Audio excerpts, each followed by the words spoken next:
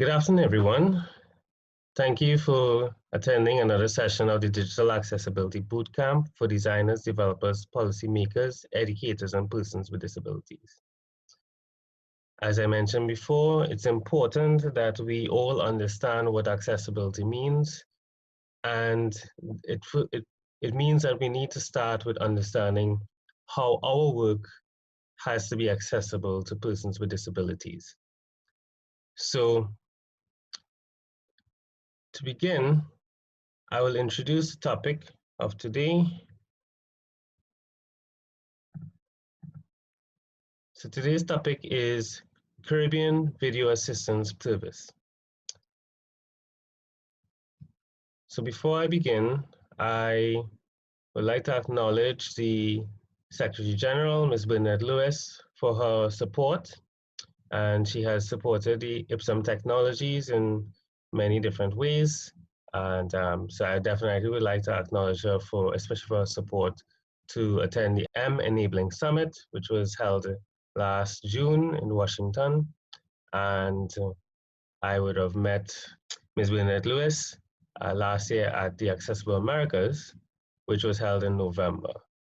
So it's important that we understand what the CTU does. The CTU is responsible for telecommunications, and they've also adopted the mandate of helping persons with disabilities through the ICT Roadshow and many other things, which Mr. Trevor Prevatt will share a little bit on later in the presentation today.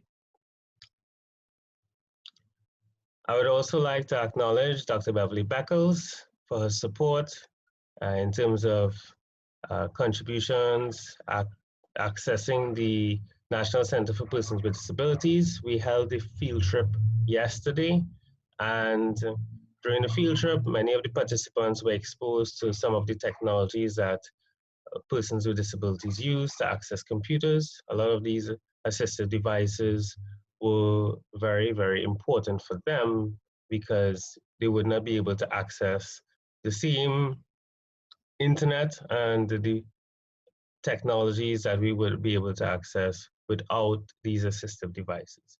So some of the devices that we looked at were the iGears Edge, the foot mouse, the joystick.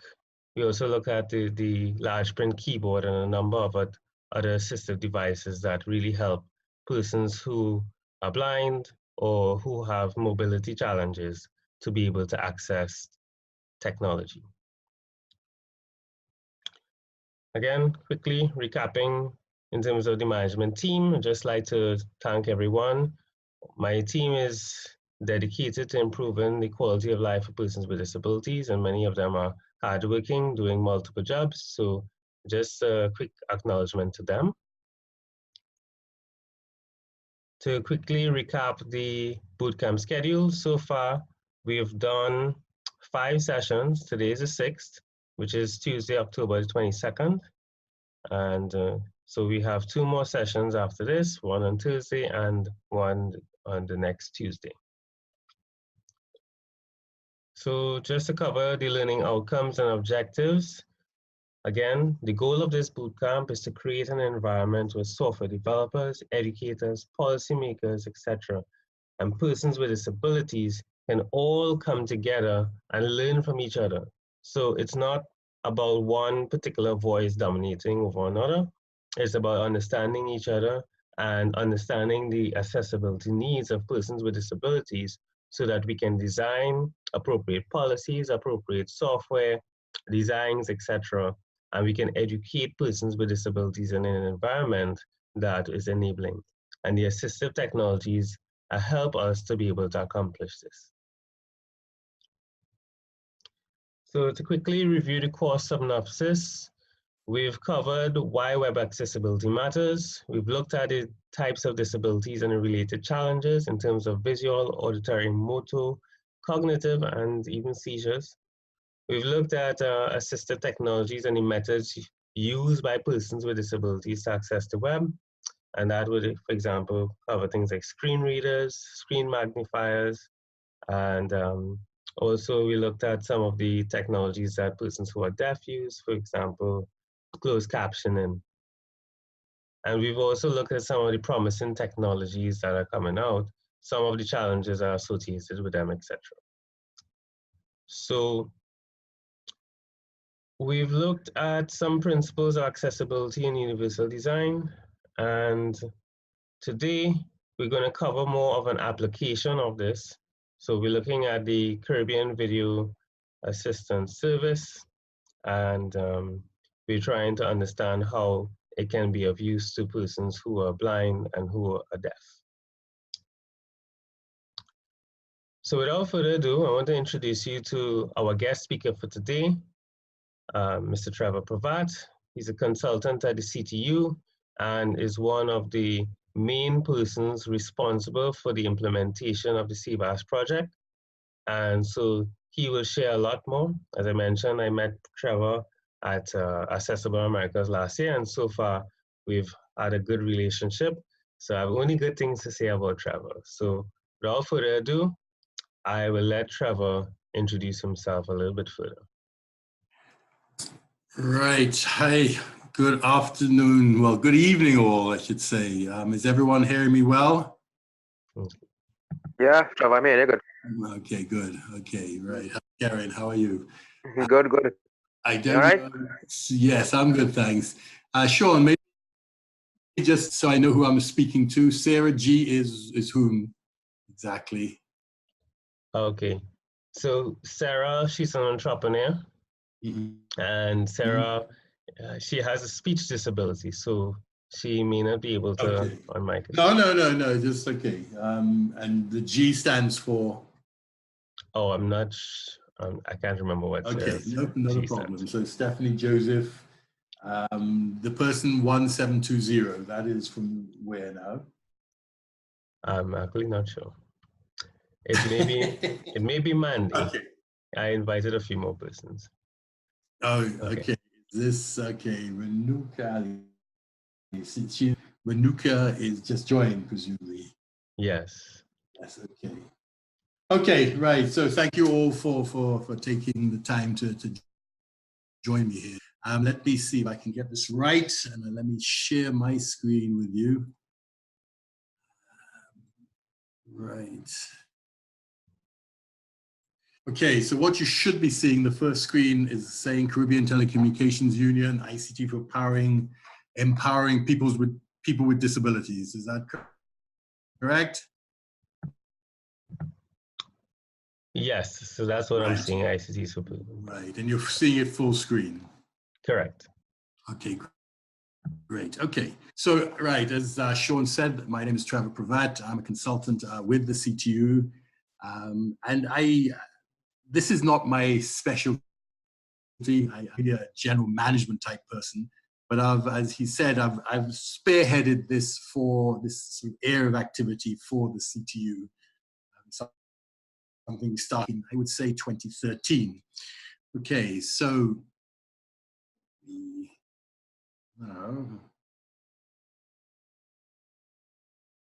okay, my slides don't want to move.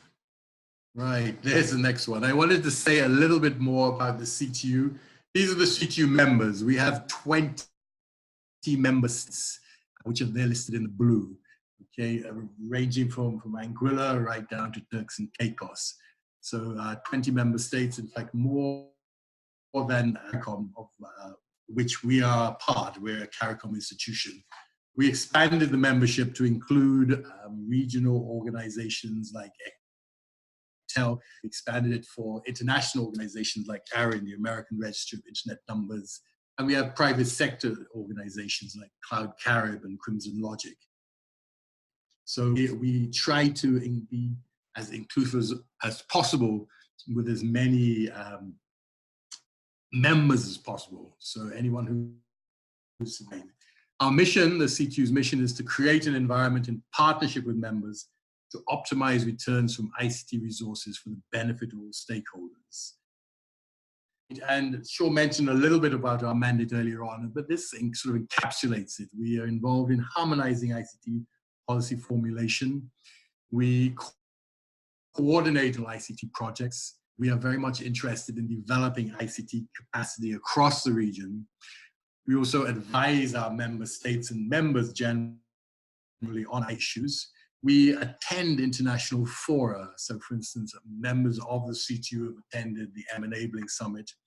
I tend to go to the Accessible American Summit, which is not summit, it is Accessible America is called, which is where I met Sean last year. And as he says, we've developed a good working relationship since then. Importantly, what the CTU does through its secretariat, we provide an industry watch. So we keep an eye on what's happening. So for instance, let's say back in 2012 and earlier, we realized that cybersecurity, cybercrime was becoming more and more of an issue. So we sort of started to develop and work with other organizations like the OAS in order to get this thing going. Hold on one second. Let me just close my door here.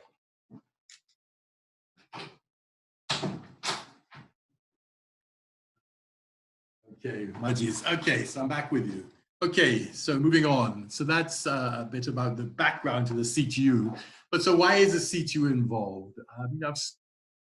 I've sort of summarized it basically into three different areas. One, the CTU believes that ICT must be for all. It's ICT is just not for, let's say, people who hear and see and are considered able-bodied. It's really for everyone. So we believe in being all-inclusive, and so what we want to do is have ICT for all. But we also recognize that because people who are disabled, they tend to be stigmatized and isolated. So we do this because we want to sort of try and bring in, to be inclusive, to bring people with disabilities into the fray, which is what Sean is trying to help us do here as well. And then also, what a lot of people don't realize, but they will do as they get older, like I am, is that as you grow older, basically you become, generally you become disabled in some way. My father became deaf as older. I'm scared that I'm going to become deaf. You start to lose your eyesight, perhaps. You may suffer from dementia and other disabilities that are associated with aging. So basically, to be frank, all of us are going to become disabled at some point or another in our lives. And what's been the CTU's response? What we've been doing, the first thing we did was really an M-Enabling type policy forum that we held in Jamaica back in 2013. And there we worked with G3ICT, which is one of the prime movers behind the M-Enabling Summit that Sean went to earlier this year, that the CTU sponsored him to go to. And so we worked with them, but we then realized that we felt that the CTU as an organization, we could best sort of assist people by working directly with PWDs. We started working with the blind and with the deaf, and really to sort of, as like a public awareness thing type activity, to actually work with them to demonstrate to them what ICTs can do for them. And in fact, Karen, who's with us, he is one of our, Karen Gunners, he's one of our ICT facilitators. Karen, as you may have mentioned to you before, is basically blind. He has a little bit of vision, but not very much at all. But he is very much into ICTs. And yeah, I'm just saying goodbye to my Secretary General who's leading the organization. Yes, so he is one of our ICT for PW facilitators. We have others, some in Jamaica and some here in Trinidad and Tobago.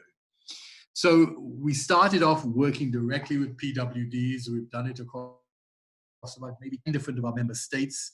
And what we're hoping to do, in fact, is working with the MPCD in San Fernando there. What we're hoping to do is to create another workshop where we actually demonstrate to people who are physically disabled what ICTs can do for them.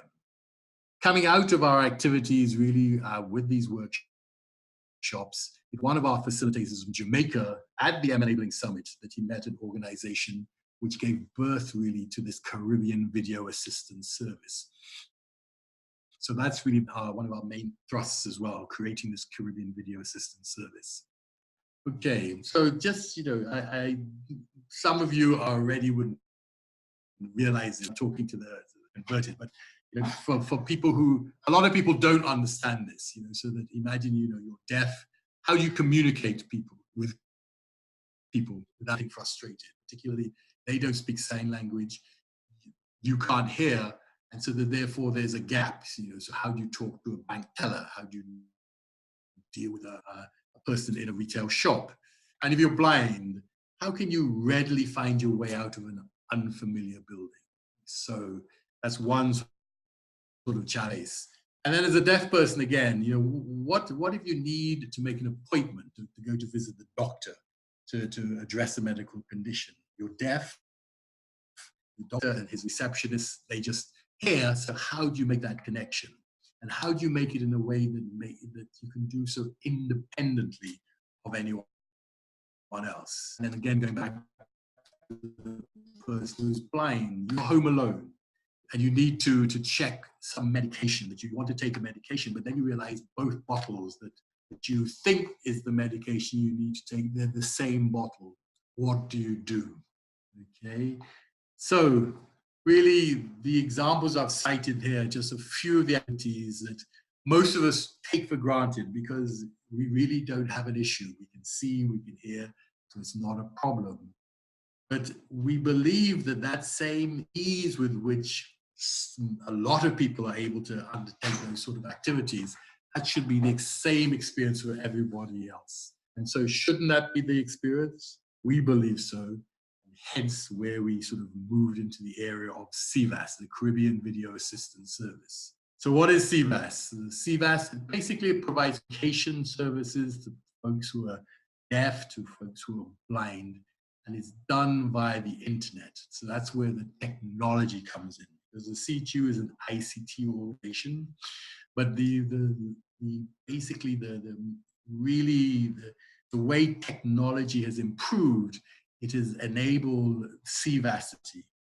Some of you may know about relay services, which started off for the deaf. They were really, a lot of them were proprietary services. You had to buy special equipment, and it was expensive.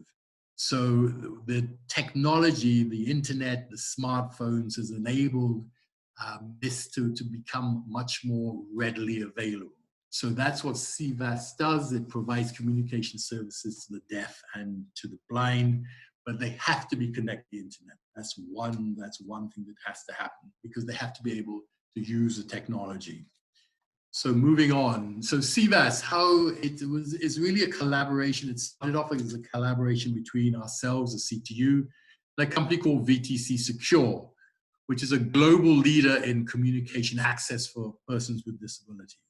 And one of its goals is being able to deliver tools to PWDs to enable them to live their lives to the fullest extent. And that's really, I think that should be everybody's goal, because that's what you want a person with a disability to do, is not to be restricted by their disability, but they're a person like anyone else, and they should be able to live life to its fullest. Other collaborators, because this is not just a CTU and VTC Secure things, obviously we're working with PWDs, we work with PWD organizations, we work with government ministries, we work with regulatory authorities. As you realize, the CTU has member states across the Caribbean. But in particular, in Trinidad and Tobago, we've been working closely with TAT, the Telecommunications Authority of Trinidad and Tobago. And basically, we also needed an operator to work with. And so we said the word that we were looking for an operator to help us, and Digicel stepped up to the plate. And so it's really, the collaboration has now become between us, VTC Secure, Digicel, and working with organizations like TAHI, the Trinidad and Tobago Association for the Hearing Impaired. So it's a collaborative effort that's going to make CVAS a reality. Okay, so how does CVAS work? Basically, CVAS uses smart devices. So you either use your cell phone, your tablet, you use your laptop.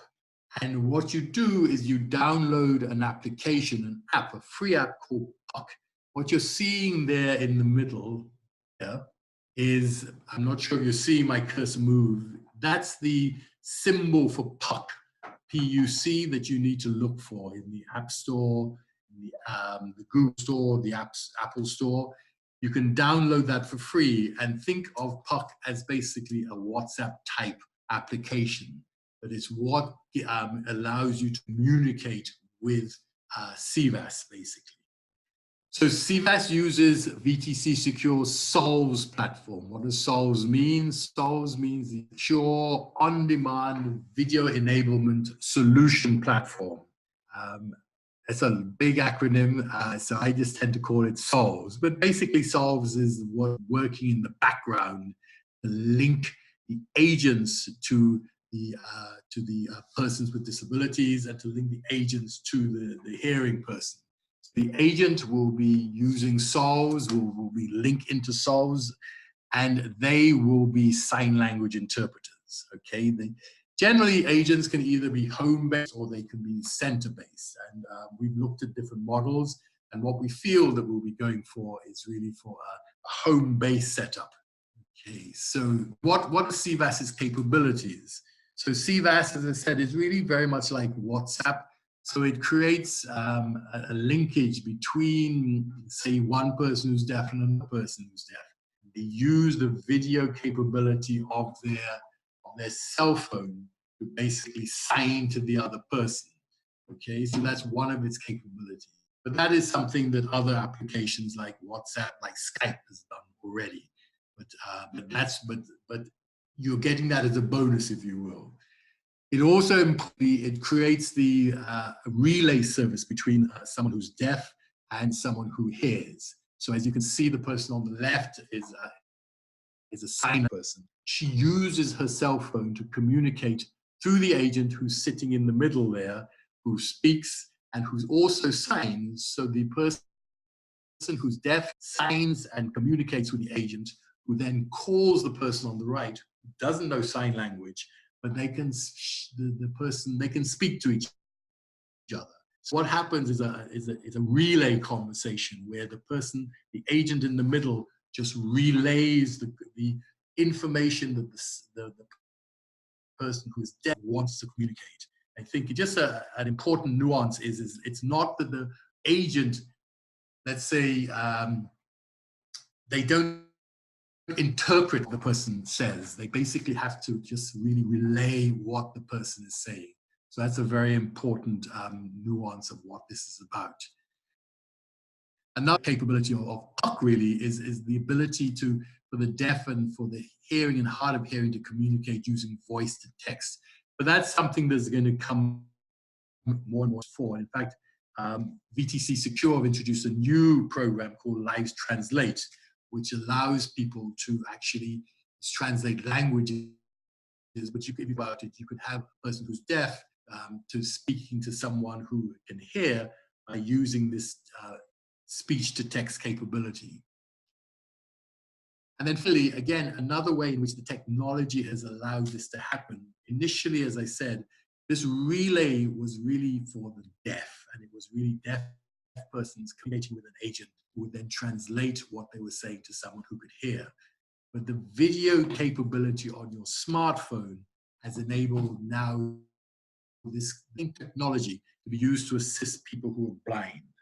Okay, so the blind person, and I'll show a couple of videos which will demonstrate these things to you. The blind person uses the video, communicates with the agent, and the agent then uses so the blind person will scan the environment. So the agent sees what the area in which the blind person is, and then is able to help them, so to able to offer that assistance. Or going back to the example, we will see it in the video, the blind person has 2 bottles of medication. How do I differentiate between them? If I don't have anyone at home and CVAS available, I can call CVAS. Okay, the agent at CVAS. Moving on. Okay, so these are the demonstrations.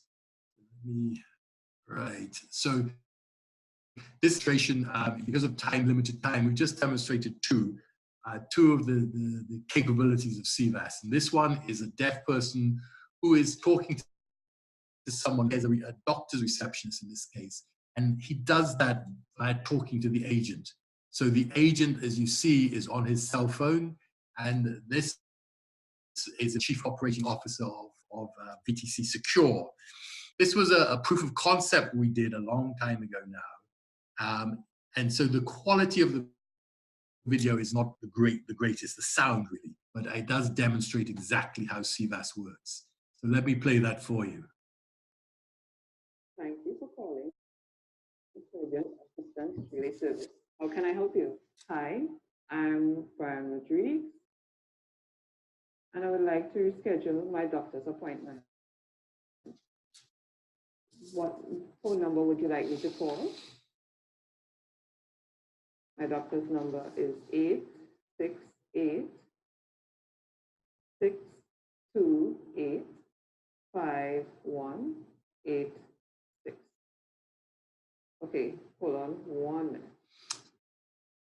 So as you can hear at the top is the agent. Brian has spoken to her by signing to her.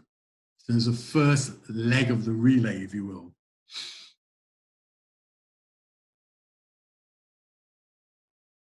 It's ringing.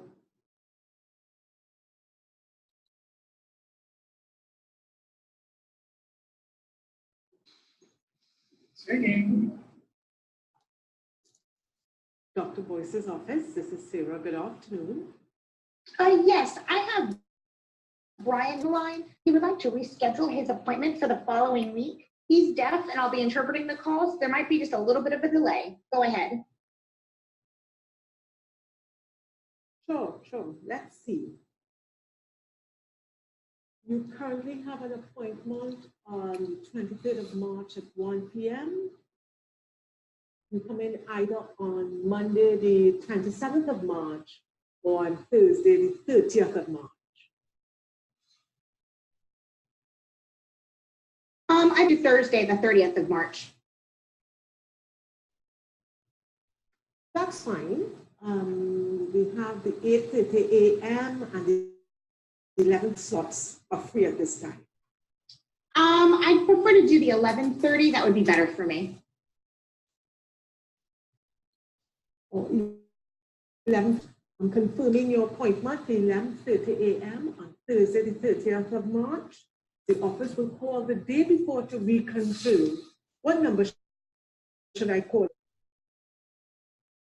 Call me at 622-AGENT. Okay, 22-AGENT. Yes? Thank you very much. Bye. Thank you. Bye.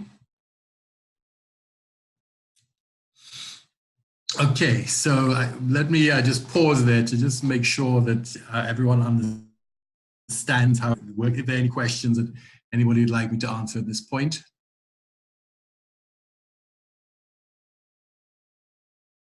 I'll take that as an, okay, so let's move on. So you've seen now how CVAS will work in terms of connecting someone who's deaf, but importantly understand that they must have a smartphone with video capability. They must be connected to the internet. But once that happens, basically, they're good to go. And so that's going to create a lot of independence for people who are deaf once we get it up and running. So it's our intention to get it up and running here in Trinidad and Tobago, and then move it across as many of the other member states of the CTU as possible. Okay, so let's move on then. So this one now, what we're going to do is see a demonstration of CVAS, how it can assist someone who's blind. For those of you who haven't seen Karen, that is Mr. Karen Gunnis there. And Karen joined us to be part of this demonstration to make sure that CVAS could work, and it worked very well. Okay, so let us hear and see Karen in action.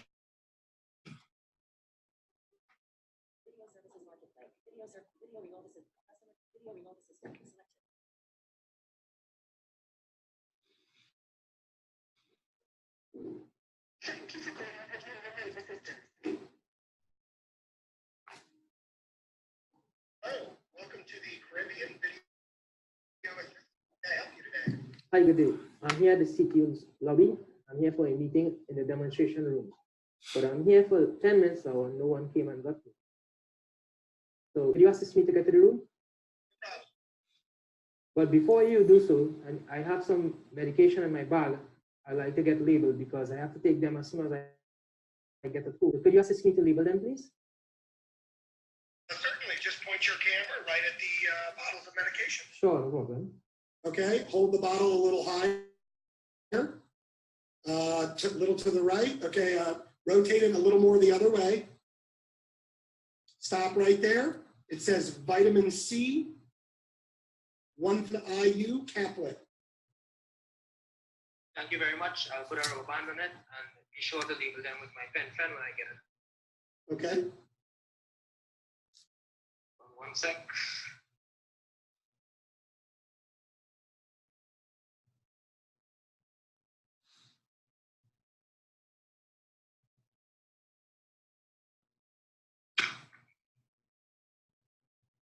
There's the other bottle. Okay, if you want to rotate it a little more, okay. Stop right there. It says B-Zide 5.0 mg tablet. Thank you. Be sure to label them. Hold on, let me take my bag because I need to get to the meeting quickly because it's shortly starting.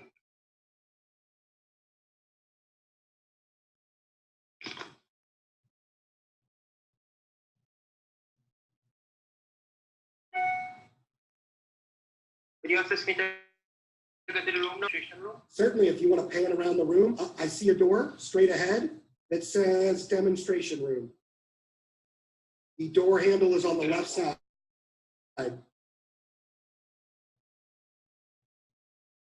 Okay, I see another door, stop. That is the women's bathroom. You don't want to go in there and around the room. I can help you. Okay, stop. I see a hallway and a door straight ahead with a sign. If you want to go ahead and walk straight towards that door.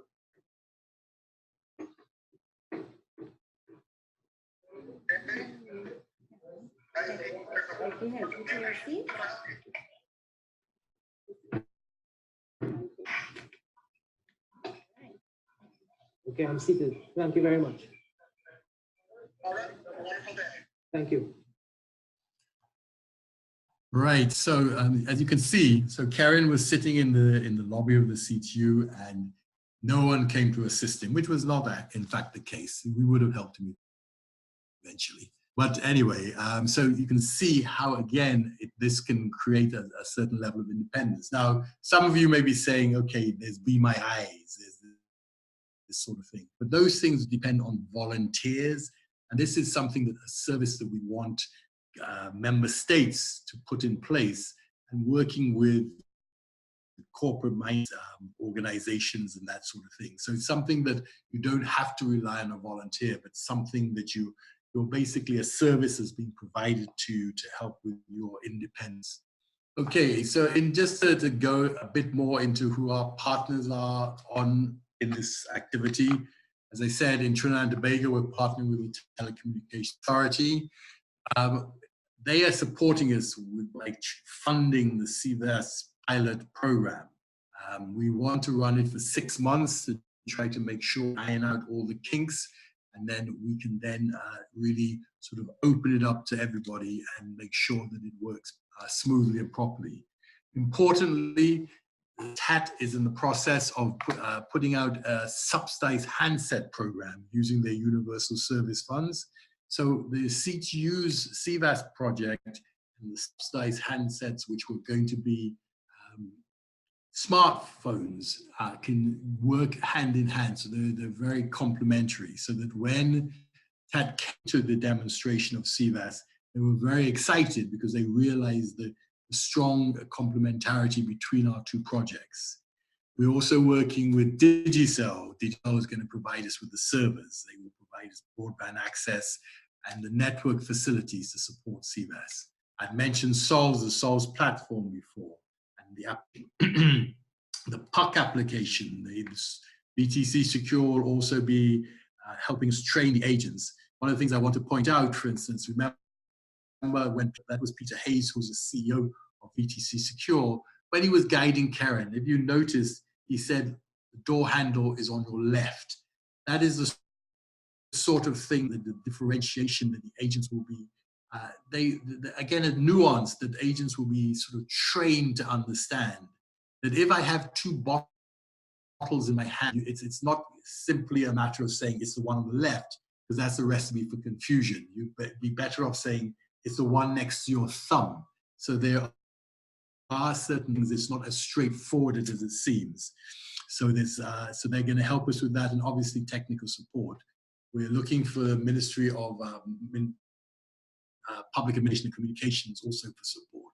Moving on, there's Ministry of Social Development. Most PWDs would register with them. So we're working with the Ministry of TAHI as well. The TAHI, the Trinidad and Tobago Association for the Hearing Impaired, we see them as the future administrators of the CVAS service.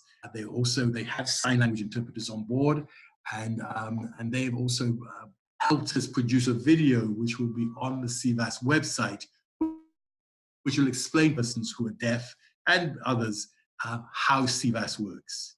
We also are working with the Trinidad and Tobago Blind Welfare Association, primarily through Karen, to help us get access to the blind community. So they will help us come on board as pilot users of CVAS in order to make sure it works well.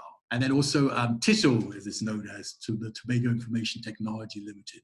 They really are a call center set up in Tobago, and they also have a sign language interpreter, an agent there, and they've graciously agreed to offer that person services to help with CVAS.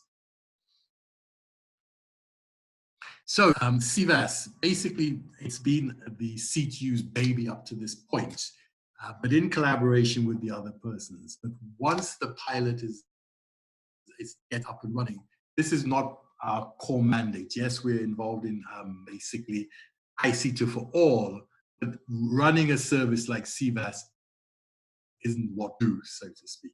So we've been in conversations with TAHI, and what we feel is that they are, the best place organization to take CVAS and run it in the future.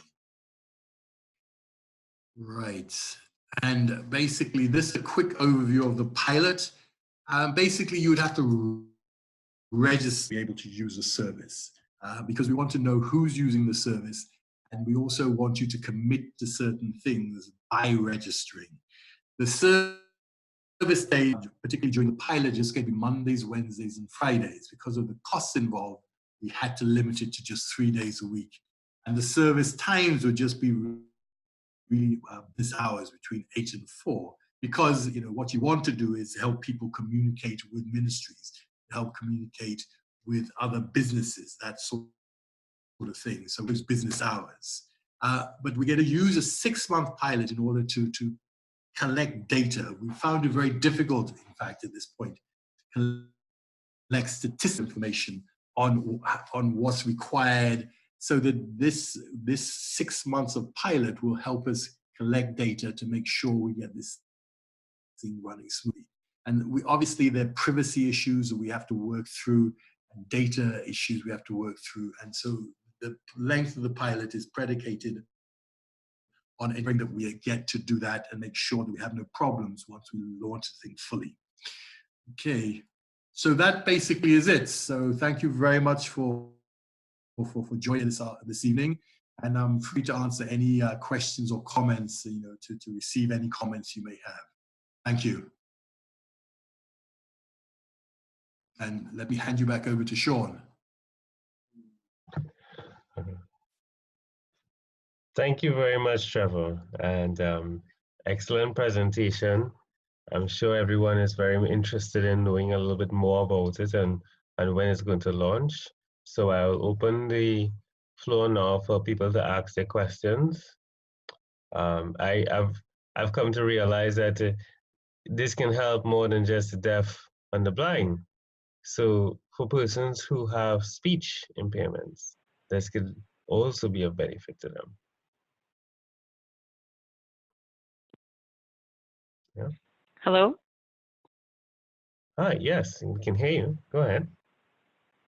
Okay, wonderful. This is Claudia Gordon speaking, and I was just curious about the geography of where this is going to be piloted and where is the geographic area that this is going to be piloted?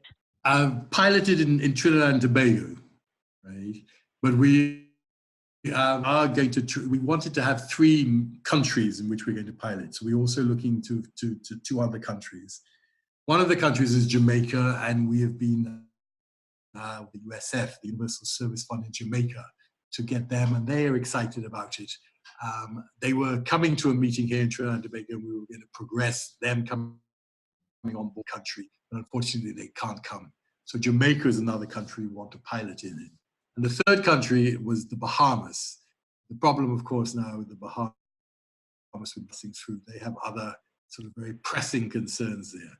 But really, the intention is to move it as far and wide across the member states as possible. As you would realize, certain Caribbean states are small, and so they may not be able to. We have a number of agents. So one of the things we'll be doing in the pilot is seeing, for instance, if the agents here in Trinidad and Tobago can handle callers coming out of, say, Grenada, coming out of the smaller territories. That's one of the things we'll be doing during the pilot, to see whether we can have a cadre of agents who will be based in, let's say, just a certain number of countries. They would handle the calls coming from the different countries. I see. Okay. And one other question as a follow-up. Mm-hmm. You use the term agents, but I do believe, when we're talking about for the people who are deaf and hard of hearing individuals who would be utilizing this service, those would actually be sign language interpreters. And I know that the two of us have conversations about sign language interpreters and the shortage of sign language interpreters on many of the Caribbean states, as well as the level of quality of service that those people who know sign language are able to do. So have you had any kind of progress in making sure that the agents, calling them, or the sign language interpreters, or we could call them communication assistants, that their quality is going to be up to par? Right. I'm not sure what that looks like. Right. Yeah. I and I agree. We have had these conversations. The thing is that we're very mindful of that issue, but what we're going to really do is we're going to have to just get into it, and when difficulties, we will try and beef the quality of, let's say, a particular interpreter up. One of the things that we had people helping us select people who would volunteer to be part of the pilot, to be interpreters. And just said, okay, well, yes, you say you can do sign language, well, come along, we'll take you on board. There was a little bit of a vetting process that they went through. So the people that we tried to find agents for us, they spoke to the people to get a sense of the quality of their interpreting skills. So I agree with you that one of the things that we do need to do is move, as we go forward, is improve the quality of the sign language interpreters. But I would beg indulgence, people who have signed and signed for years and years and do it very proficiently. If, for instance, they were to use a service, come across an agent who is not up to scratch, and that's again one of the reasons why we would have this 6-month period, is that would also help us to identify with people. We just have to sort of get started and get going, and improve as we go along. Okay. Well, thank you for that explanation. One recommendation I would say is a consideration for your ongoing efforts. Perhaps another way of pursuing funding in order to have deaf individuals in positions where they're able to training of the newer interpreters, and that would help to beef up the skills of the current pool of signers who might have that basic structure knowing sign language but not being good enough to be interpreters. Right. And that could be a win-win situation, because you would have a deaf person who would be earning a salary and working as a trainer, at the same time, providing that language exposure for the interpreters. That might be Right. something worth looking into and exploring or finding the funding. Because in my opinion, this is a fantastic and it is much needed. And if we're looking at the eventual success of this program, it's going to heavily depend on have interpreters. Right. And if there is not a qualified pool of interpreters, as demand increases, then the success is going to be limited. So I really consider including deaf people and their resources for the language need. Okay. Right. No, that's a very valid point, and we'll certainly take that on. Okay. So Trevor, I have a question Okay, from thank you. Sarah. Okay, thank you. Aha. Okay. So Sarah, she has a speech impediment, and she says, "Do I need to learn sign language? How will the agent understand me as a speech Yeah. impediment person?" Right. No, well, in a particular situation, it would be best for her to learn sign language because that's how the deaf generally speak. So with a speech impediment, it's either that she uses like texting, which is so slow. So if she were to use sign language, if she were to learn sign language, there are organizations. I'm not sure where she's located, but for instance, there's the Caribbean. I think it's a sign language center here in Trinidad and Tobago. So there are places where you can learn sign language. So for her to make best use, I think, efficient use, let's say, of CVAS, it would be best for her to learn sign language. She's an ARIMA. Okay. So Trevor, I have a question. Sure. My question is along the lines of there's a range or variety of different sign languages. So each Caribbean country has their own style.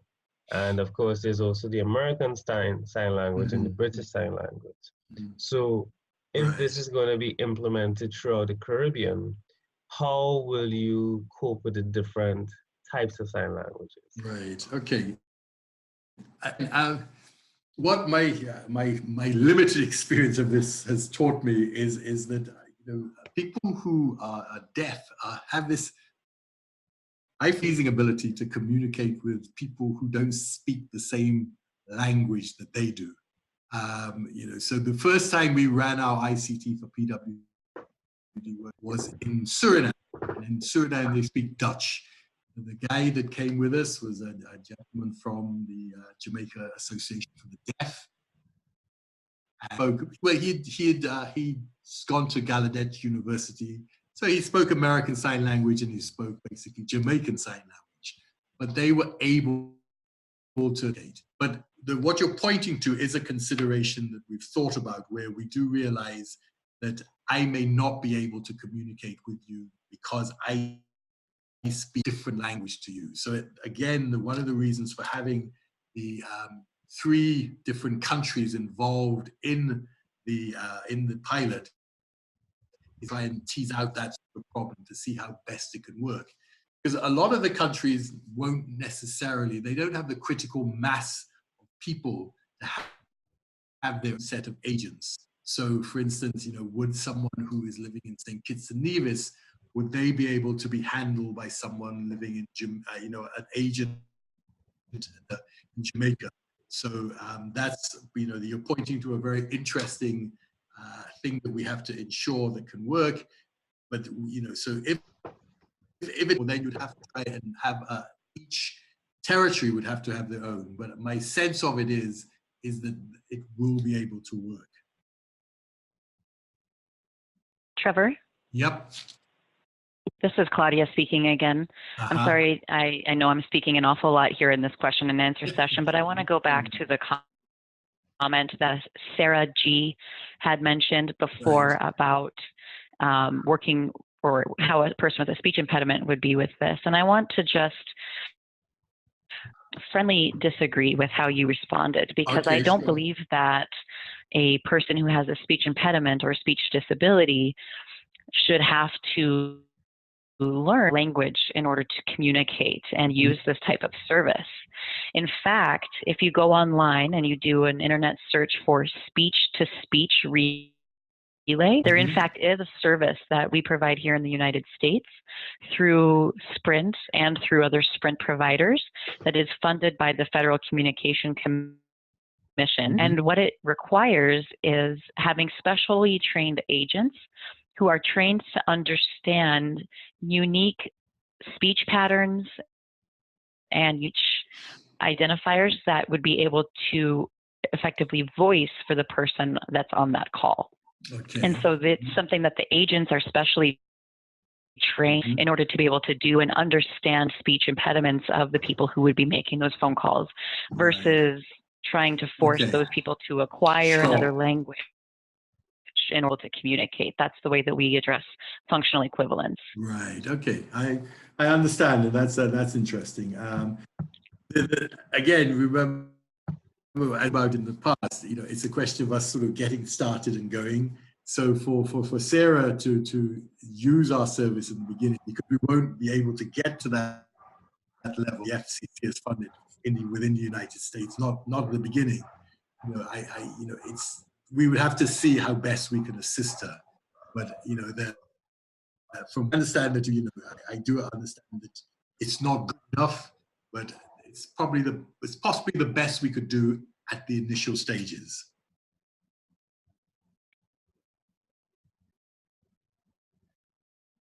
Okay, thank you, Trevor.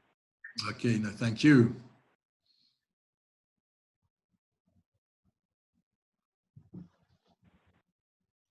But maybe what we could, I don't know, Sean, how does Sarah communicate now? How does she do that at the moment? Is there any sort of mechanism like what Claudia has mentioned there available to her?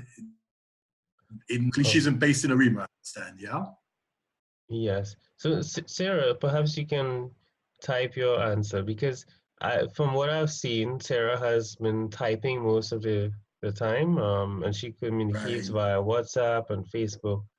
So, but I'm not sure how she would interact using the telephone. Right. Yeah.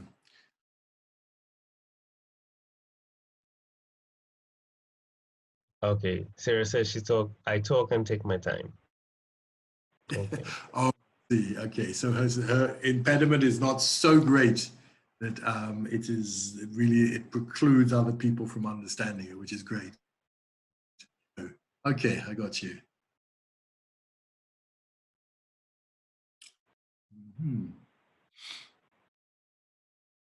Okay. Oh, okay. Yeah, she's also saying she was born with a cleft palate. Okay. So she has that impediment.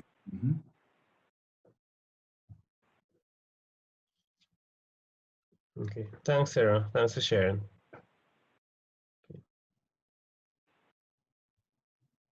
All right. Does anyone else have any questions? Now is the time to ask.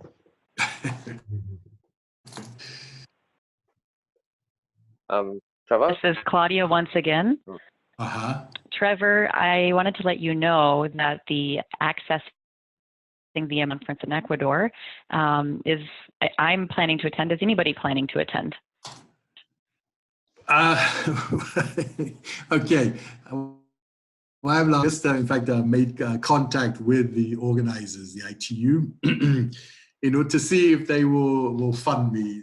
My attendance at Access has been via their support, and I'm hoping that they will be able to find the funds to enable me to go again. Being in Ecuador, I'm not sure how many people from the Caribbean will be there, and that's one of the reasons why the CTU would like to be involved. Remember, I talked about one of the CTUs, the secretariat functions, as basically a representative for the Caribbean. And so, I would be there really in that sort of capacity and get information to bring back to our member states and other members. I'm not sure of who else may be there. A couple, but I don't know. Okay, great. Well, thank you very much. Unfortunately, I'm not going to be able to attend this year. Oh, you're not? not going to be. I thought you were No, going to attend. Oh, no, unfortunately, no. But I hope it works out for you to be able to go. right. Yes. Okay. Well, maybe I'll come to you for funding instead. Okay. I Sorry, Sean. okay. I think Karen was about to ask a question, so let's let Okay, Karen sure. go. No, just Trevor, good presentation, man. Thank you. And this is just the stepping stone for inclusion, stepping stone for Right. inclusion for Right. youth with disabilities. And good, Very much so. support that 100%. And we are about inclusion, no Right. exclusion. Exactly. Must be able to Exactly. navigate. We must be able to communicate. We must be able to book appointments. Must be able to function just as sighted, Anybody else? or hearing counterpart. Yeah. Yeah. I think that, I really wholeheartedly support what you're saying there. And to give people that sense of independence. Mm-hmm. Well, Karen and I, we go back a long way. And so we things. So that it's really about that. There's been something the CTU have been doing recently called the Caribbean Futurescape. And at the moment, it's not as accessible as, so that, for instance, Karen can go there, but he doesn't get the same experience as someone who is, in inverted commas, fully able. And that's wrong. So we are trying to do things which will improve his experience. Okay, and in fact, Sean and I have been talking about, there's an organization he met in Enabling Summit, and where that's right here, that's the correct name, yes, Sean? Yes, right here. That's correct. And what they do technology where, for instance, you would be able to download the application and use it to guide you through the meeting and guide you through the event and to take you to place. And it's that sort of thing that we have to put in place for our people who are disabled to come to those sort of events. That's what I strongly believe. That's where we have to get to. But I think we all just have to understand that that's where we need to get to, and all towards doing so. Pleasant night. My name is Charlene Ford. I joined late. Right. I'm trying to get the gist. The gist of what I'm with a disability, but mine is physical. Okay. I'm physically challenged due to a motor vehicle accident. Okay. Hear that. So I'm hearing where you say the access, getting the experience of able-bodied versus somebody who is non-disabled, who has a disability. Who has a disability? Yeah. Right. It is different, and that is a challenge I have been enduring over the years and even to date. How do especially the physical aspect? Yesterday, a person who is visually impaired interacted with me and now sensitized as to the challenges that with access, just within the various spaces that a person using a wheelchair has to endure. Right. So what I would like to find out is I don't know, because I didn't hear this before. I didn't hear your presentation. Did you speak on anything regarding persons who are physically challenged? Basically, just a quick synopsis. What the CTU does really in this area is, we believe in ICT for all.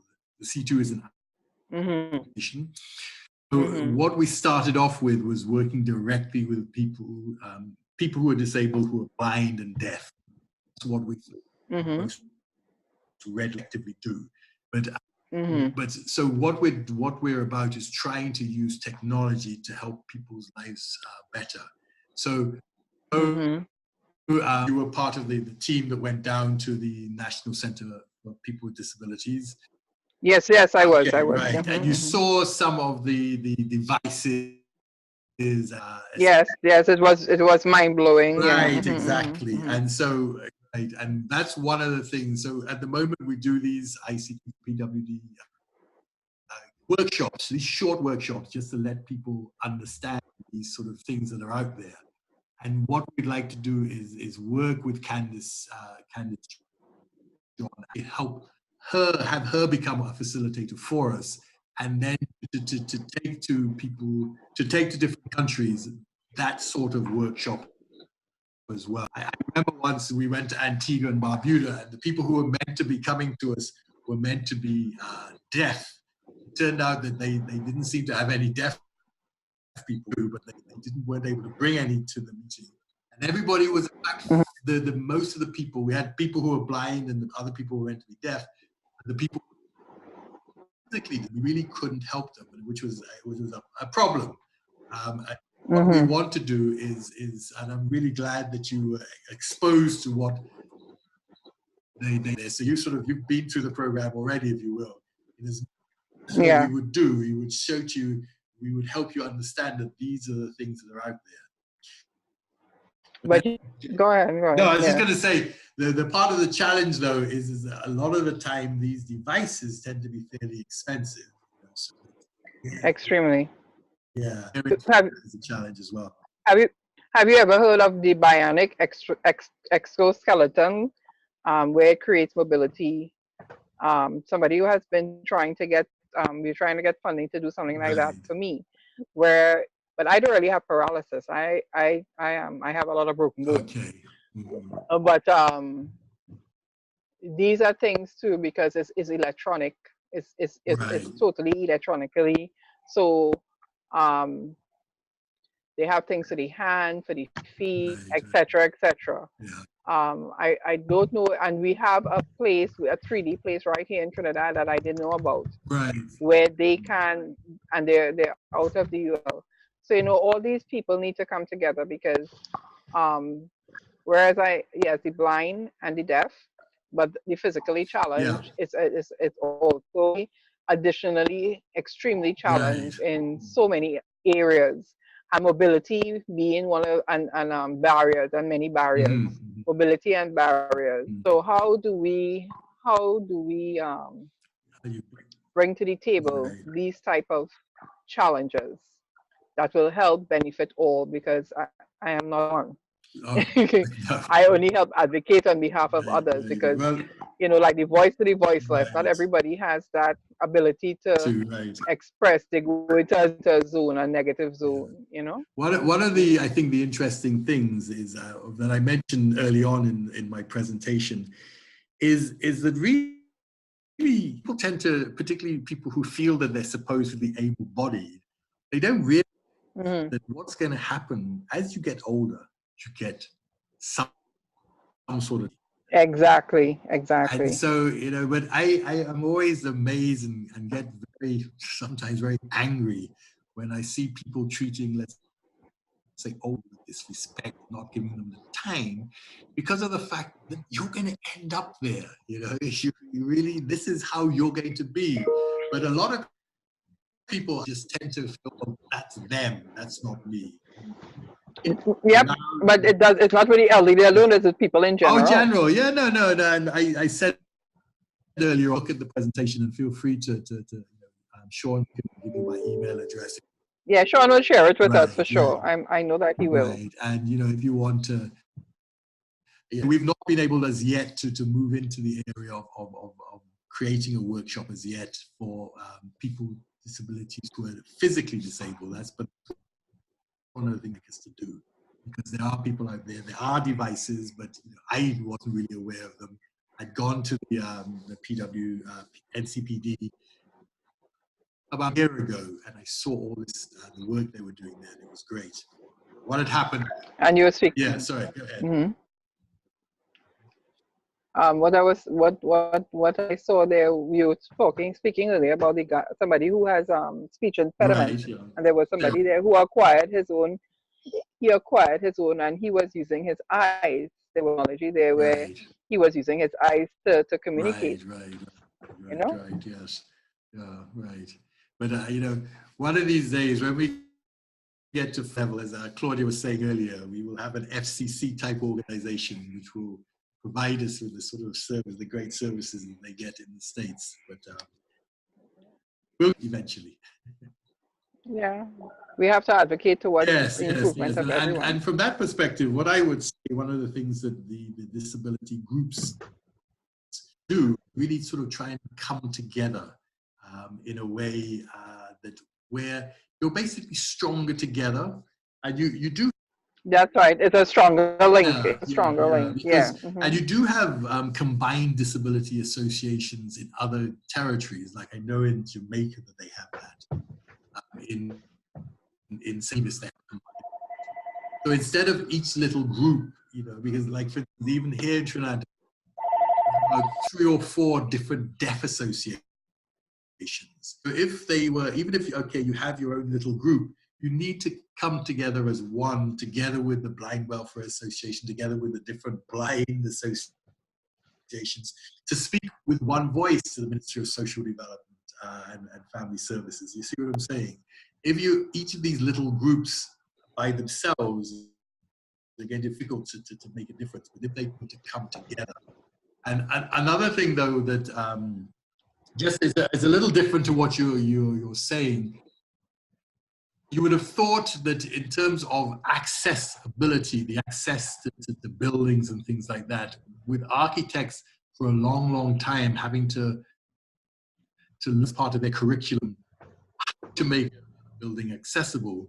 You know, one of the things that I've been arguing in the ICT space is that when you're trained or a coder, a compulsory part of their education that they should learn how to write accessible applications. So what Sean is doing here is obviously great, but like a rearguard action as opposed to making sure that the people who are coming are learning about accessibility from, as they, to use an American phrase, the get-go.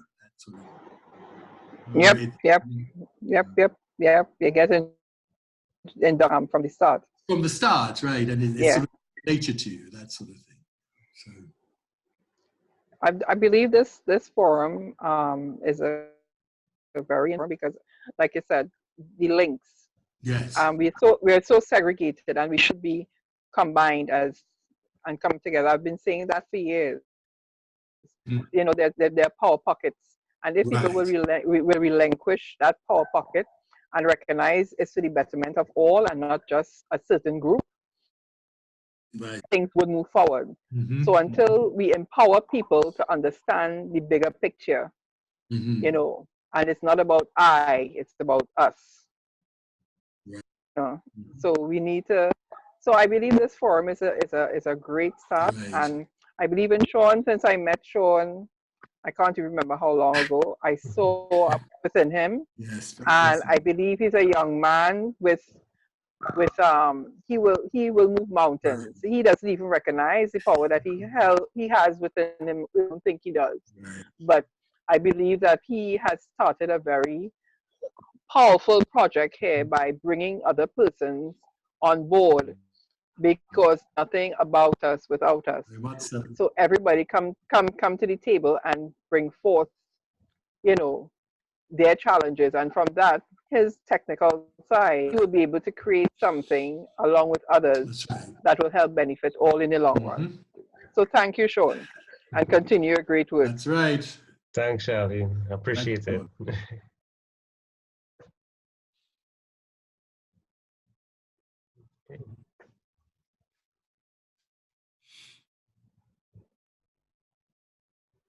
All right.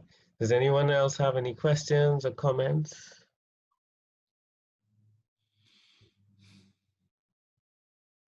Good night. Hi, good evening. Hi, Lisa from Antigua. Hey, hi, Lisa. How are you? I'm very well, Mr. Yes, call me Trevor, please. Yes. Lisa was one of the people that I met a long time ago, and that phrase is used. I think I learned that in Antigua. Nothing about us without us, I believe so. Anyway, yes. So how? Yeah, ask your question, please. Yes. Now, I follow the technology for the hearing impaired and how it will work. Now, in terms of persons who are blind and visually impaired, this assists me a little. is it that Sure. we're trying to train persons within the country itself, sighted persons, instead of having sighted volunteers as being my eyes was, we're trying to have a service developed for within countries, Right, yeah. right, to assist persons with visual impairment. Right. So did you saw the little, well, okay, you wouldn't have seen it, but Right, I understand. but you understand, it's Be My Eyes concept, but instead of Yes. relying on volunteers, it relies on an agent. And another reason why Claudia with this, but another reason why we call it an agent is that they're not, when they're operating, because we really can't have different groups of people. It'll be one person who do both functions. And what will happen, getting into some of the technical aspects of CVAT, is that you'll have two different numbers. You call, the agent will know, okay, this is a person who's deaf, or this is a person who's blind. But it'll be the same agent. It's not that you're going to have two different sets of agents. Right. Right. Yeah. Because again, that's going to be too expensive. Some of the nuances though are, as you would realize, if you have two bottles in your hand, or I shouldn't say to you, it's the one on the left, because that's just a recipe for confusion. You may have heard a little demo that Karen did, where Peter Hayes from BTC Secure says, okay, he's guiding him to the door, and he says the door's on the left. So yes. Right. So it's that sort of training. It's not rocket science, but it is important training that the agents would have to, so that when they're dealing with someone who is blind, they will be truly able to help them. Right. Challenge, right. I think, Lisa, sorry, just your thought there. I'm just going to say, I remember that what has happened in the past when this service has been rolled out, people who are blind really thought, well, this is used to me. But I think that what will happen over time, people will realize that this is a service is available. If it's hopefully no cost to the person with the disability, that's what we're working towards. Make sure that happens. You will find, as time goes on, more and more things that you will access the service for. I'll give you a quick example. Is there was a person, they were walking a particular route to the office every day, and every day the person had let their the branch grow over onto the pavement, and so they would be walking into this tree branch all the time. Similar service, they were able to call, and was able to then the agent call the person that lived in the house, and they cut the branch. So that's just sort of an anecdotal thing. So, but you were going to say? Oh, right. Okay. All right. That's pretty neat. So these agents will be paid. Is it a professional position? Yes. We we'll be paying them. Yes, and so that's where the funding comes in for the pilot and Trinidad from TAT, where they have agreed to do that's allowed us to pay the agents.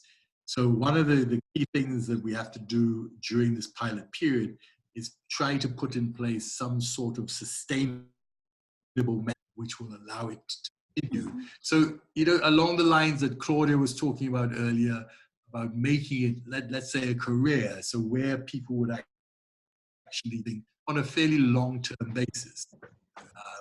Some people would come in and go out, that sort of thing. That's what my understanding is. But it would be something. It won't be sustained if it's done on a sort of a charity, a donation, a volunteer of time basis.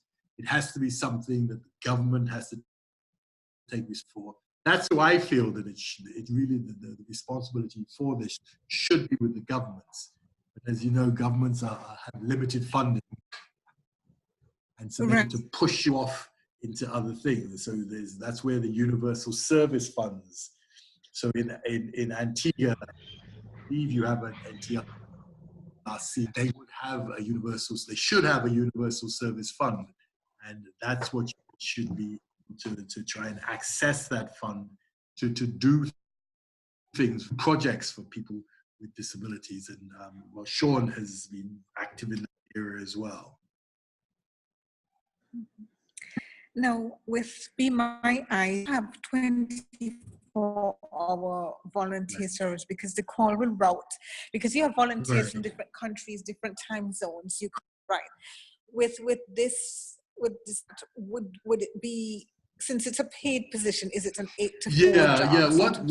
What we would want it to become as it more developed is the hours would expand. But yes, it would be a paid position, and it would be for the pilot. We just said we could only do it for 3 days, and we felt right. So 3 days, right? Well, I'm just asking, not just for the pilot. Yeah, but well, for long term, it really depends on how much you can get to get this thing funded. I see it that we should be making them at least like I would like to see it 7 days a week, and even if it can't be 7, but at least 7 days a week for a large part of the day on each day. Right. That requires more and more agents, because generally you have agents well, and when you have different shifts like that, again, because you can't have just one agent on a shift, you have to have like a minimum of at least 2.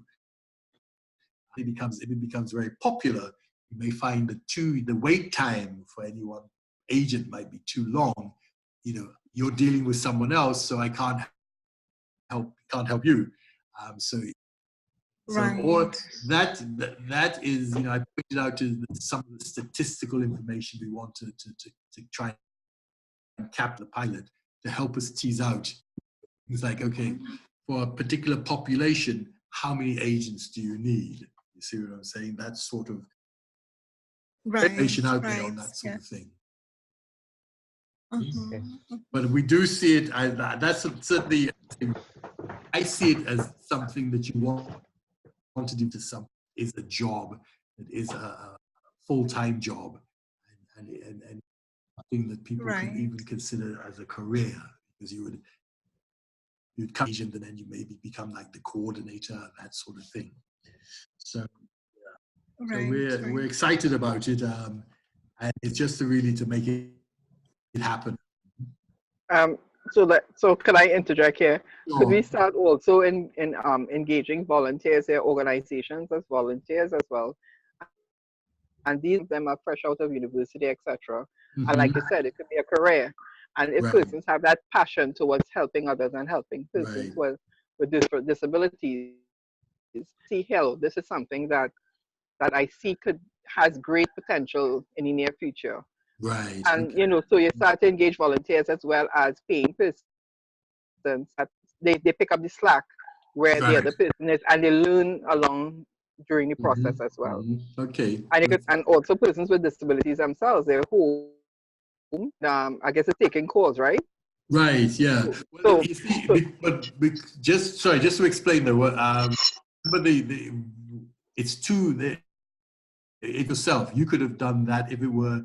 Well, I suppose what we could do is look at if someone like yourself was willing to volunteer their time. But you see, what we were thinking of one person, one agent, and that person handled both sets of calls. But let's say you got to the point where there was a lot of calls coming through. Yes, you could then use other people who may not know sign language, but certainly can use their eyes to help someone who's blind. That's right. Yeah, each one help one kind of. Yeah, so that's a very good point, and it's something we need to bear in mind. Yeah, because it makes it more, it makes it a little more flexible, and it puts less strain on the one person, because it's a large population, and as it grows, the increase of persons calling in will also grow. And like I said, the overflow, of persons calling, and you can't, and some people, when you're dealing with persons persons with disabilities, sometimes they're glad to get the engagement of with. So you have to take all of these things into consideration, and they might have the person there on the phone, and the person may not know how to be tactful to tell them, well, I need to go on to somebody. Right? I think you have to, because I have been dealing with that for years, so I know about it, right? Where people call, they want me to help them with something, but at the end of the day, like they should talk to. To talk to, yeah, that's right. That's right. So, you know, so all of these things you have to like really training and diplomacy, you know, in how to it without offending the person on the other end. That's right. That's right. Mm-hmm. Good, a good point. Okay, thank you for that intervention. Okay. So Trevor, I have another question for you.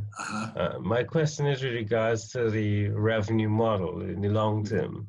So for now, it's a pilot project and it's being funded through the USF, right?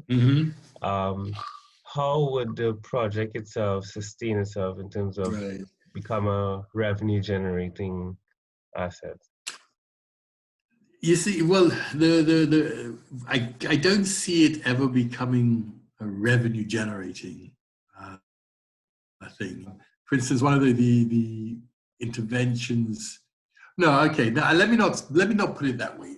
Initially, I think it will be very much a situation you would not be able to generate revenue, so you will be really relying on like the government to fund the organization. You'll be relying on corporate citizens to provide the funding. But for instance, one of the organizations that VTC Secured has worked with is an organization in the UK, and they provide this same sort of service. But what that is a paid service though, and what their revenue model is that you're saying to Barclays Bank in England, will provide this service to you so you can deal with your customers with disabilities. And so Barclays will then provide revenue to them, which will then provide the service. So I think, but I don't see, you see, unfortunately, there's not that sort of critical mass. You could perhaps an organization, public bank, interested in using that sort of model. So those are the sort of things that we need to sort of keep our thinking cap and see what we can do in the future because you really, I'm very, very keen that this is a question of just sort of doing the pilot and then there's no, the whole thing collapses. It really has to, we're going to be working very hard during the pilot. As I say, I think it's going to be difficult to find revenue sources in region, and the sort of things like going out to businesses and getting them interested in saying, okay, you should be doing this for people with disabilities. They can't communicate with your tellers. They can't communicate with your loans officers. So we will help you bridge that gap. So it's something like that we can look to. So looking to the larger organizations, see that it's a part of their responsibility to do. Could I interject too? I'm also looking at it also from the perspective of the persons themselves. Sometimes people value things that they have to pay for, and you give them a small fee. I'm just using a number of $5, $10. Right. And for this small fee, you get the services. You want to go to the bank, or you want to go to a particular place, somebody to help you communicate what you need to get done. And we provide a service that will assist you at a very minimum cost. Right. So the person, the corporate world and the government, we're also engaging the persons themselves with disabilities. It's not that we're trying to capitalize on them, and we know that funding for them is also low. But you put a value when people value what they pay for. So unfortunately, that's how it is. I recognize that they will only value what they pay as low as $5. Right. I'm just saying to start. Remember, it's a pilot project. Right. Sure. And you start from there. Okay, you motion. Okay, this is what we're offering at a very low cost. It was a pilot project. We are starting off at $5. You register as a person with a disability, and it also will create a data so that we will know the population that's out there, because many a times people don't even like to register with the government.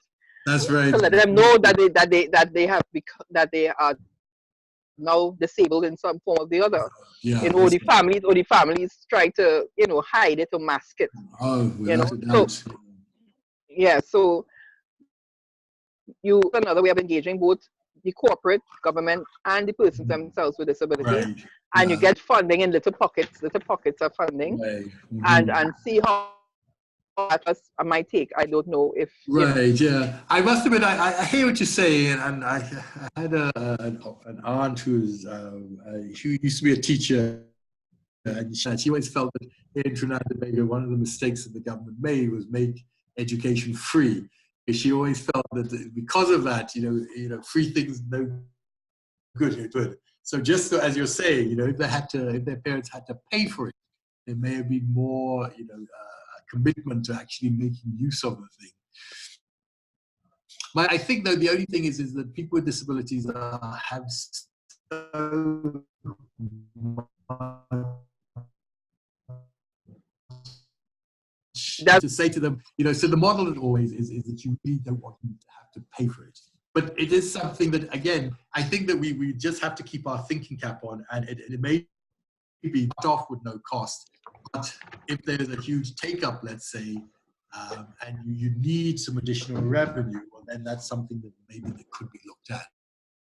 So it should just definitely never be considered, that's for sure. Or you can engage them and see if they have a corporate personnel within their space that is willing to fund this, and you get them to help persons in their family, or they have friends that help them from time to time.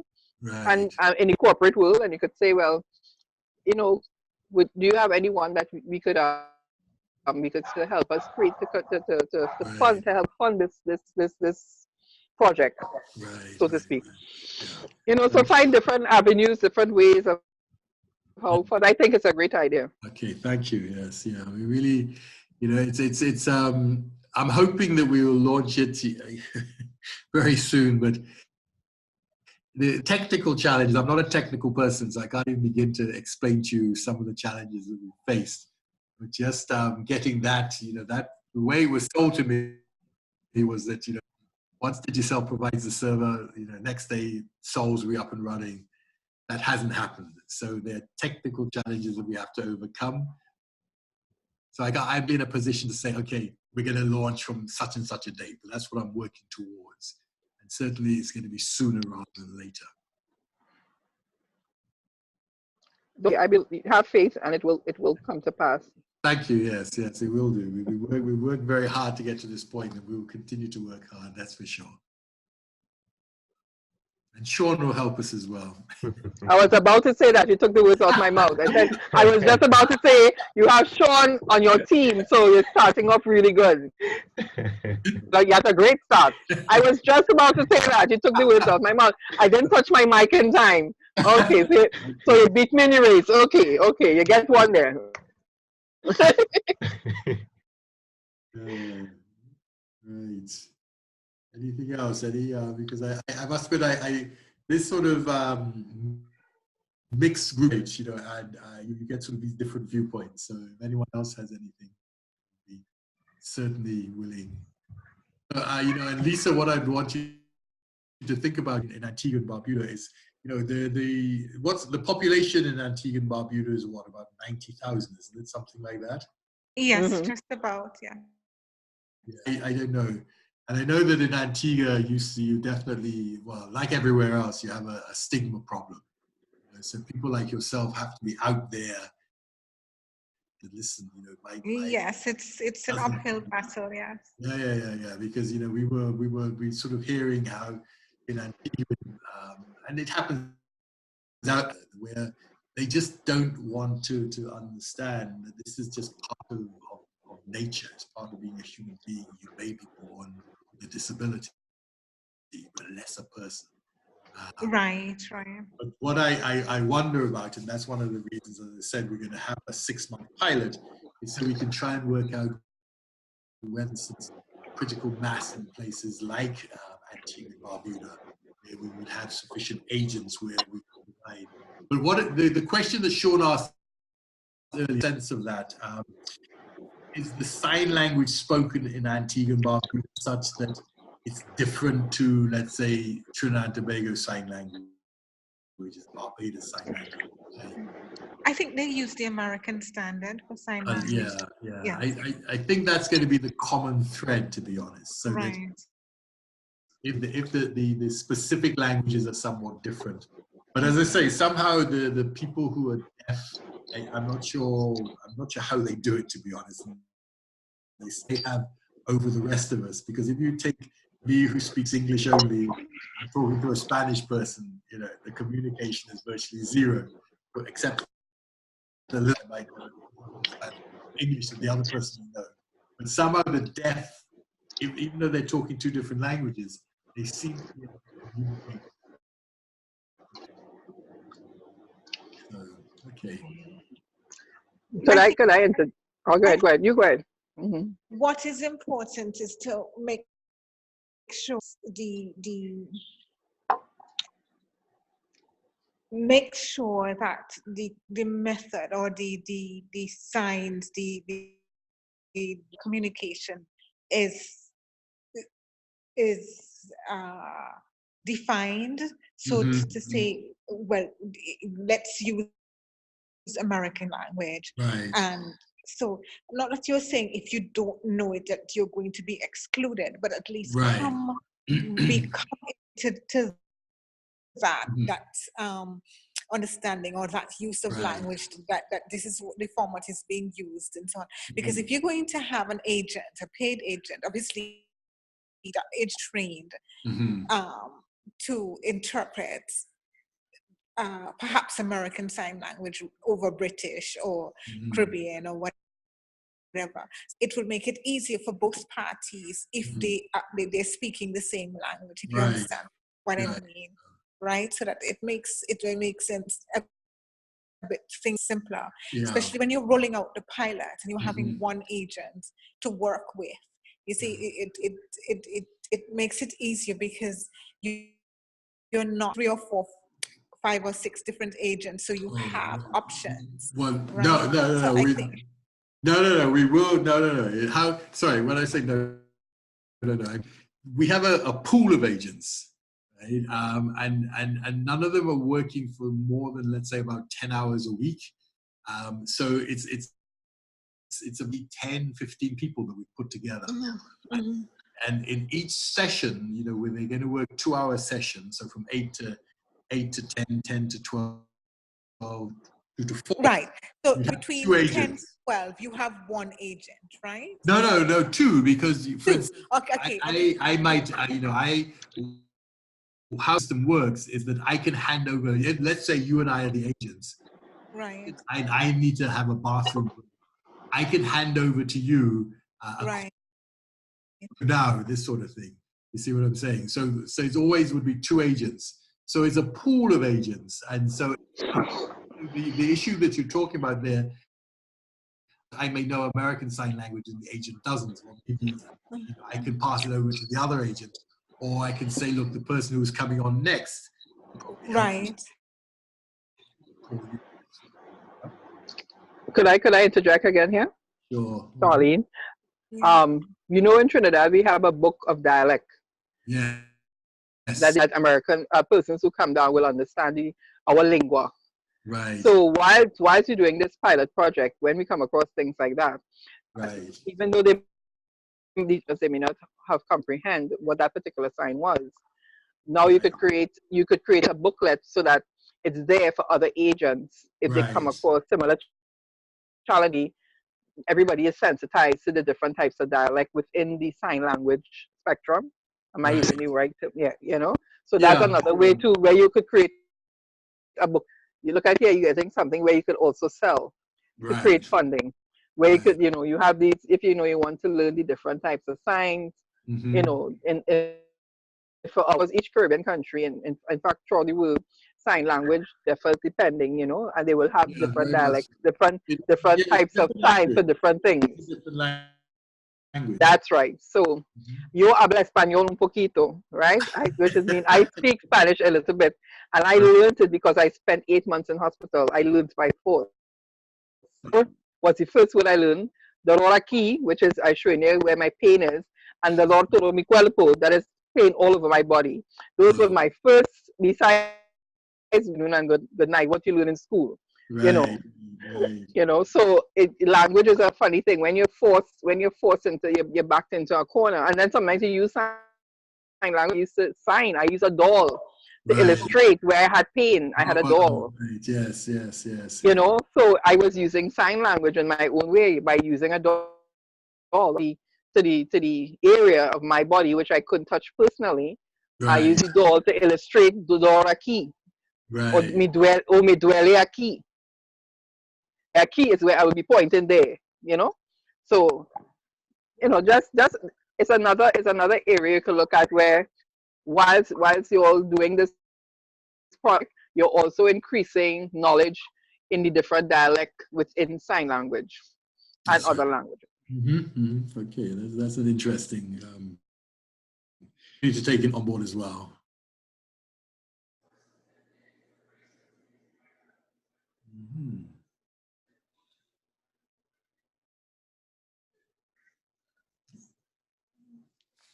Didn't get any feedback. Like some people are still pondering on that thought.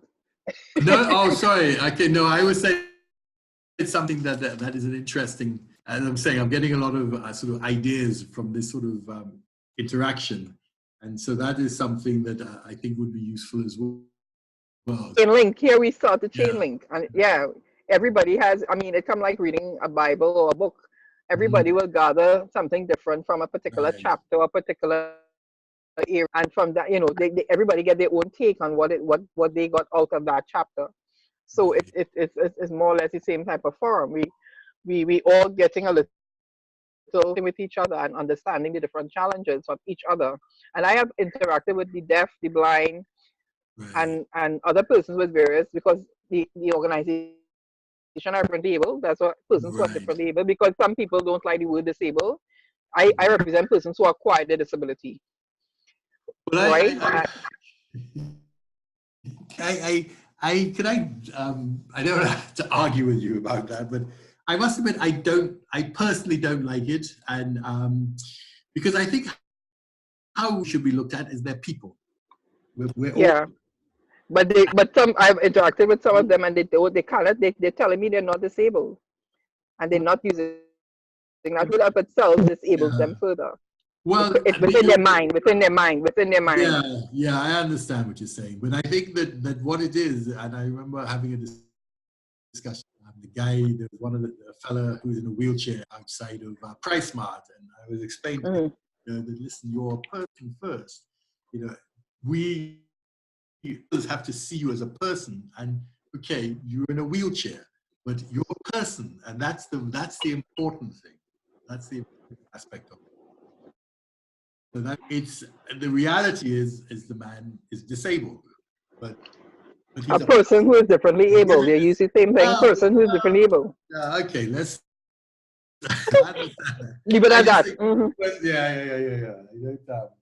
Yeah. So we will agree to disagree. Agree to disagree. That's right. Boy. Anyway, so Sean, right, over to you. All right. So thanks again. So I think we've had a very interesting discussions for the night, and a lot of contributions from Lisa, from Charlene, from Claudia, and Sarah. And so I want to thank everyone for coming out. Trevor, great presentation. Thank you again for coming on the boot camp and sharing your perspective, sharing the work of the CTU. And of course, I look forward again to any future projects that we work on. Right, good. All right. Okay, so, good, everyone. Pleasant evening all. Yes. Hey, Trevor, good night, everybody. Good night. Yeah, pleasant evening all. Okay, good bye. Night. All right. Good night. Awesome. All right. Is this Karen? Yeah, man. Cool. Karen is. Hey, yes, I still here. You're always there? I thought you Okay. All right, cool. Sean, did you meet just before you go? Did you met Claudia enabling? Yes, I did. Yeah. You did? Yes. Okay, good. Yeah, because I thought when they said, because that's not her speaking. No, so that's Claudia's interpreter. Yeah. So yeah, but so that's what caught me at first, and I'm thinking, Okay. And I heard Jordan, not Gordon. So, but it's Claudia Gordon. So that's interesting. So she's been part of it from the beginning? No, she just came on for this particular session. She just came on. Okay. Yes. Right. And maybe she saw CVAS and was trying to, because she would have seen my presentation in Jamaica, and she would have also, we sort of been working together. I do feel that in the United States, this thing has been there and available for so long. FCC has plenty of money. And in fact, it was VTC Secure work with the FCT to produce the application Puck, Right. which is an open source application. Yeah? So it's that sort of thing, but they have the sort of deep pockets what you need. So okay, right, good, folks. Let me leave you all. Thanks a lot. Good. All the best to everyone. Okay. All right. Okay, Trevor, good night. All right. Good night, everybody. Good night. Hey, Sean, that's it then? Yeah, that's it. I'm gonna end All my right, thing. good. Take care. Good night.